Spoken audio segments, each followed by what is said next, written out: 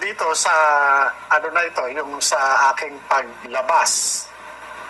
Dumating ako dun sa point. Magmula nung makita ko at masabihan ako dito sa tungkol dito sa inilabas ni Maharlika. Kung mapapansin nyo, yung pagitan ng pagkakatuklas ko sa pagkakalathala nitong mga confidential documents na ito, umabot na humigit kumulang 5 araw.